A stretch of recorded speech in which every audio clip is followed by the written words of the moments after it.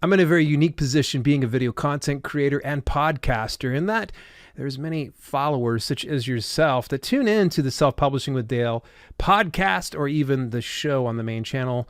And that is what leads me to today's guest, Nader Sabry. Now, Nader had been following me for a while, and we just had some correspondence back and forth, and I found him to be a very fascinating individual. In fact, if you watch a few of my previous videos on my main channel at dalelinks.com/YouTube, you'll see his book in the background. It's a bright yellow book. It says Ready, Set, Growth Hack, and that's what we're going to talk about today. What is growth hacking? You can also get more details about Nader by heading on over to readysetgrowthhack.com. Let's just go ahead and get into the interview. Nader and I go back a few years now, right? Yeah, it's been a while, man. Time's passed real quick, hasn't it? Yeah. Before you know it, your son's going to probably be like graduating college. Yeah. I remember. Yeah, I remember one time my son was watching your, what was it? The sprint, right? I think it was the sprint, right? Where you... Yep. You get everybody on board and then you mute for 20 minutes. I think it is 20 minutes mute, 10 minutes yep. Activation. And so my son comes running one day. He's like, something's wrong with Uncle Dale. And I'm like, what happened to Uncle Dale? He's like, he's gone mute. And I got worried. I was like, something went wrong. And I was like, no, this is his process. This is how he's working with people, man. Yeah, it so doesn't make sense from the outside. But and speaking of, all right, we have to address the elephant in the room. And I have to tell you, when you first came to me and you were telling me about your brand, I was so confused. I'm like, growth hacking? Like, is that what I do when I shave my head every day? So I would love for you to kind of tell me, what is growth hacking? Because, man, you've worked with like Fortune 500 companies, millionaires, multimillionaires, billionaires. So I need to know what this growth hacking is so that way we can start to use some of it. Yeah, no, absolutely. So the first thing that kind of shocks people is that growth is a science. So people are like, what are you talking about? So it's like it's a science that's not even taught in schools. And the funny thing is, like when I published my second book, The Design Methodology, I started getting just random emails from people from universities, so professors, students who were looking for like the latest in methodologies and to fill gaps. And so I've got this one thing that I train people on, which is I start this by saying, Dale, I tell you, guys, those who've done an MBA, you're going to learn you've just wasted your money, and those who haven't done it yet, I've just saved you a ton of money. And so I break out this slide and I say there are 4 types of business methodologies, right? There's ones designed for product and service design. There's project management, company development or formation, and finally at the very end is growth. Okay, and so I give this long list of methodologies, some that are well known, some that used to be well known actually, and they become kind of outdated. And then we get to the very last part, which is growth, and it's empty. And people are kind of like, well, what's there? And then I put my methodology up there and I say, now this is not a promotion, but I challenge you to go find a developed methodology in the space of growth, because the science hasn't been developed. And there are reasons behind this, because I was shocked initially when I started this process many years ago. So the education system let me call it the ecosystem, because there's a lot of players involved in the system. So there's obviously the education institutes, there's incubators and accelerators, there's funds, governments, corporations. There's a lot of different players in this, and so they're all designed around building the basic building blocks, and they're really good at that. So what that means essentially is like you can go to Harvard or Stanford or whatever university, you can learn how to build a company, and that means like, okay, what kind of business model should I design? What kind of product would be awesome? How do I kind of build up my operations? How to get an awesome team? And then you learn all these awesome skills, you put that together, and then you're just kind of twiddling your thumb wondering, when am I going to get my first customer, or how am I going to grow, right? Yeah. And so many people are there, they're like, well, what am I going to do to grow? And fundamentally, that's the question that the science behind growth, or the growth sciences, answer. And one of the hottest topics in it is growth hacking. And to simplify the definition, and initially, when I wrote my first book, because the journey, it was controversial in the growth hacking community, because there was a largely accepted, so not necessarily accepted by everybody, but a largely accepted definition, which was a very technical definition. And there was reasons behind that, and I would educate people behind why that definition had existed. And I changed that, and that's when my book became a bestseller, as the blueprint that I had created with Ready, Set, Growth Hack. And the reason behind it was I gave it a very simple but strategic definition, which is achieving disproportionate results. Yeah. And that all of a sudden started to click for people because it was no longer about code plus marketing and how, and all these other little, technical definitions. And there's a lot of tech behind it, but you don't need to be a tech company, or you don't have to be a technologist for that matter. You don't even need to be a startup company. That's the crazy thing about it. Yeah. And so when I went out, creating this education and the science behind it, I would shock people by saying, like, dude, it doesn't matter what industry you're in. It doesn't matter how big of a company you are. This is what we call, and I train people in this, called asymmetrical warfare. And so asymmetrical warfare is like when there was Amazon and who was the other guys at that time? Sorry, they're slipping from my mind. Barnes & Noble, sorry. So most people don't remember that, but Barnes & Noble was way bigger than Amazon at some point with even a physical footprint. Or what's it called? Netflix and Blockbuster, or Google and Excite, or Yahoo. And so you forget these examples. You're like, oh, dude, these are giants, right? But these were never really giants. I mean, these guys have a DNA, and I talk about it in my book, like a DNA where they've mastered asymmetrical warfare, and that's essentially the small guy winning, right? And just in very simple terms, it's the small guy winning, and there's a science behind how that works. And one of the most poisonous things, and I always like to say this, and it's a derogative term that I use in the growth hacking world, which is grasshopper work. And grasshopper work really means people who do a lot of short-term activities and just kind of literally hop around like a grasshopper in hopes they become a butterfly, but it never happens because they're always doing short-term kind of quick shots. And so if you Googled growth hacking at the moment, and you're like, how do I growth hack? I mean, whatever it is, LinkedIn, and it is obviously growth hacking is way beyond that, and I'm going to talk about that. But you gotta Google that, and anything that you can Google is essentially what's called a white hack technique or strategy or growth hack. And if it's out in the open, Dale, it's no good to you. And why that is. So let me explain why that is. So a growth hack is like milk in your fridge. It has an expiry date on it. And those who are deep in the space of growth hacking keep growth hacks secret. They stay in the depth of secrecy because the longer they last, the more powerful they become. The more exposed they become to the public, they're no longer potent. And that's why people, when they come to me, they're like, is growth hacking a hoax? I mean, does it really work? I mean, we've tried this and that and it doesn't work. And I explained to them it doesn't work because you don't understand the science of growth, right? Because it's out in the open like that, and there's like 50,000 people exploiting it, or 50 million people exploiting it. It doesn't work anymore. It's finished. Its time is up. And so, yeah. It's like you don't know until it's too late then, essentially. Yeah. Yeah, I mean, so most like seasoned growth hackers put a lot of energy behind secrecy, and I can tell you that from clients and people in my challenge. You wouldn't be able to decode the development behind some of these growth hacks. And it stays like that for as long as possible until either that growth hack stops working, which happens, or it gets exposed somehow, and then you move on to the next one. And the idea behind growth hacking is that you're consistently always experimenting and finding ways to optimize and develop in this growth hack. So it's an ongoing activity. It's not a one-time thing.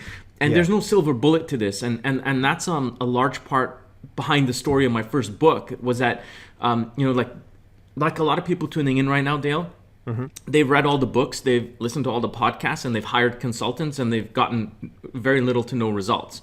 Yeah. And I learned this very early on, and the reason behind it was something very simple. So let's say you write a book about, how to write a book, which is what you do, and that's the Dale way of doing it, right? And what happens is, like, that works for you, but that may not work for me. Right. And when someone lays out that bias, I respect the author or whoever's behind that information, and I carefully do that because I learned that the hard way. So there's no silver bullet and there's no success formula, and that scares people, but it also empowers people, because that's why when I wrote my book, I designed it as a blueprint, which is a process to help you find your growth formula. And everybody's different, right? And so once you fall into your own kind of skin, it's open game, because you're like, this is Dale's growth hack, right? I'm going to do it my way, because there's no one that can lay this. You know this because you've been cracking the space of self-publishing for years now. Yeah. And you've read it all. I mean, you've gone through it. How much of it really sticks to the wall? Honestly speaking, scale 1 to 10. How much of the stuff that you've read sticks to the wall? Probably 20%, because a lot of it's just overlap. There's an echo chamber to a certain extent once you get inside a space. So it's not me trying to be shaming anybody for any information, but sometimes it's all been said before, and some of the stuff works most of it doesn't. Yeah, and there you go, and that applies to so many other industries. And so, I love reading books, but I'm very careful about how I read books. I change the way I read books rather than just reading as many books as possible. Yeah. And, when you pick up a book, it can be 300 pages, right? And I estimate about 20 to 30% of whatever's in a book will have actual real utility to you. And you need to find a way to get to it as fast as possible and utilize it in the best way possible, right? The same thing goes for training courses, same thing goes for podcasts, and you need tools to do that, or you need to have a technique to do that. And that's just how the world we work in is. And so in today's world, that scares me, Dale, because the way that a lot of people communicate is like, this is the formula, this is the blueprint, not the blueprint, but sorry, this is the formula, this is the only way, or the silver bullet. And to me, what I tell people who are tuning in, when you hear that, go the other way. Just go the other way. Don't waste your energy. Work on your own formula.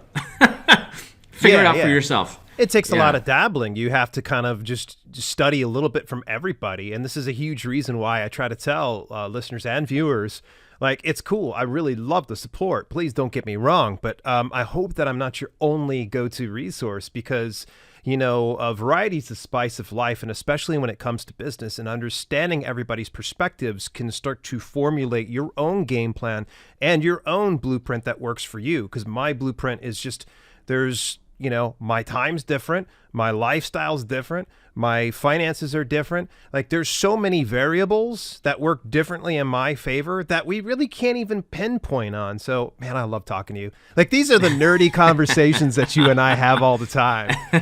Is there any way that you could share like a real world like case study of some sort, or share with me when you worked with a client that had come to a plateau or a specific impasse where they had to make a decision, and you came in and were able to expedite their growth?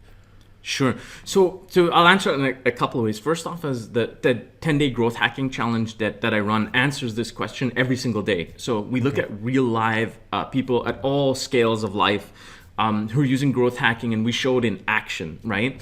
And I'll take one example from there, and I'll take an example from one of my clients, just so you can see kind of the variation. So one of them is a gentleman named Mr. Ice. I don't know if you're familiar with Wim Hof. So he uses the Wim Hof method, and he's been training people to basically mind over matter, and then you jump into the ice, and then obviously you benefit from the ice, but he trains you how to stay in the ice for as long as possible. Yeah. And so there's a methodology behind it. And so he ran this as a service, and people would be super excited. They come try this once and they wouldn't come again.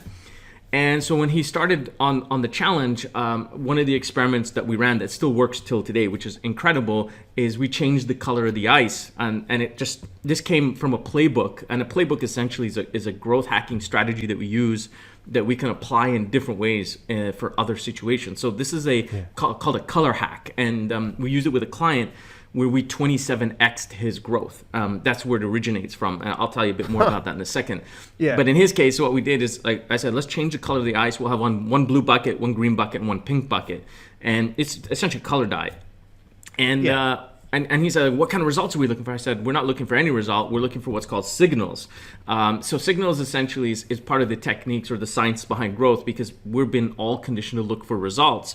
But what happens is if you can't see the signals, then you actually don't know what experiments you're running that are working and not working. Yeah. So in this case, I said, well, let the public fill in the blank for us. Like, let them figure it out. And people would see a color and they would start associating a benefit to that color within the ice. And long and behold, we found that the color blue worked the best out of all of them. Wow. And it's just kind of a dark blue. And because of this, we were able to increase the premium by 25 to 40% on the retail price. Because the perception was that there was something more unique here, and it was just food coloring at that stage. Then we started introducing essential oils that have benefit from aroma benefit. And so when we introduced now color, smell, and with the ice therapy, all of a sudden there was nobody in the industry doing this, and it became theoretical, and people were starting to spend more money for this. But we still faced the problem of where he was getting really good at customer acquisition, but not so great at customer retention. So we then applied a technique where we created 12 categories. So categories would range from, best male, best female, best athlete, and I can't remember all the categories. But the point though is that when you jump in the ice, he goes with his timer, and then you get a time, right? Like you go on the board, and whoever's there that day, you get ranked. And then there's a weekly rank and there's a categorical rank. And when we created these ranks, the idea behind it was that every time frame we use, so if it's every day, every week, or every month, we'd have 12 different people, which would be one per category.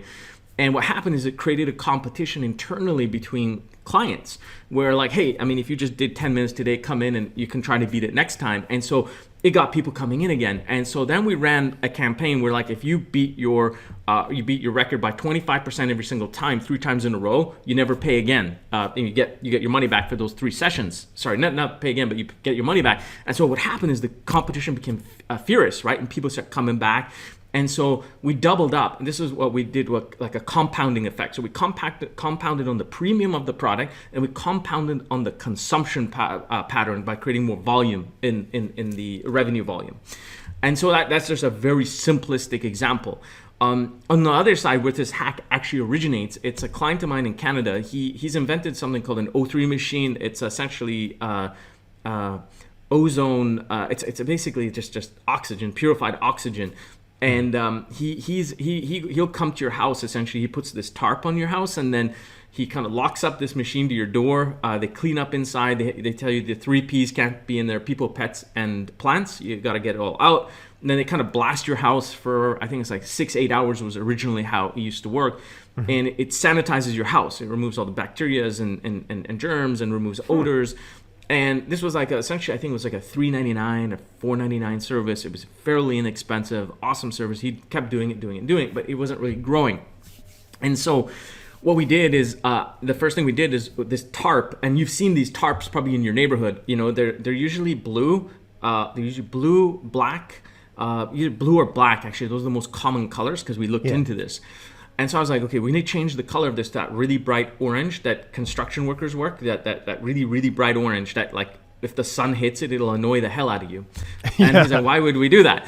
And I'm like, well, I'm going to explain to you why we're going to do that. We just have to see if it's technically possible to create a tarp in that color. So long and behold, we found a way to do that. And 24 hours prior to running a session. So let's say we're doing your house. We would go to 5 houses in front and 2 houses on the back. So it'd be like a 5-5, total 10 houses, but one of them is being serviced. You receive a card, and on the back side of the card is the same color as the tarp, that really bright orange. And on the front it says, we apologize in advance. We'll be running a O3 service for your neighbor at so-and-so number home. If it gets a little too bright, we apologize. It'll take maximum 8 hours. And so they get this message, and then here they are having breakfast, and the light is in there, coming through the window. They're coming home. Yeah. There's this orange tarp, and they're wondering what's happening. And they got the card that explains them what's happening. And so ultimately, he would get like 3 minimum. He started actually with 3 out of those 9 would actually say, "Can you come do my house next?" Okay, and they started to multiply. Smart. And we started to multiply, all right? And then what we did is we started to then, again, change the volume of the premiums within the service. Uh-huh. And so what we found out, technically, I mean, I asked the question, I'm like, okay, like, if I want to sanitize my cutlery, what would you do? And he's like, well, it just has to be exposed, right? And so your cutlery is not exposed because it's in a drawer, right? Or your plates are in a cupboard. So you'd have to open the cupboard or open the drawer, and then it would work. And I was like, cool, that's like at least a $50 additional service. Yeah. So what we found is that there was a whole bunch of things. All we had to do was just open for it to work. Your linen cabinet, your bedroom door, and it would sanitize all of it. All we had to do was just open it up. And every time we did that, we'd charge $50. And people would have no problem paying that because they would come back knowing that, that we were able to do that. And for the fridge, we would charge $150. And the reason behind it was that most people would leave their stuff in the fridge.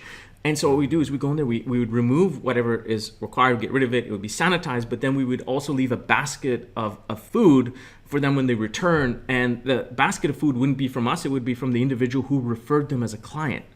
And we would use that to top of mind is really important, and for them to further refer. So we used a whole bunch of compounding techniques, and these growth hacks. He started at $20,000 a month. He does over $1.2 million a month today. It took us about 18 to 19 months to reach that target. So yeah, Wow. I just love hearing your stories. Like, and it's funny. Some of our private conversations, you share some of these interesting stories, and I just find myself spellbound by your storytelling.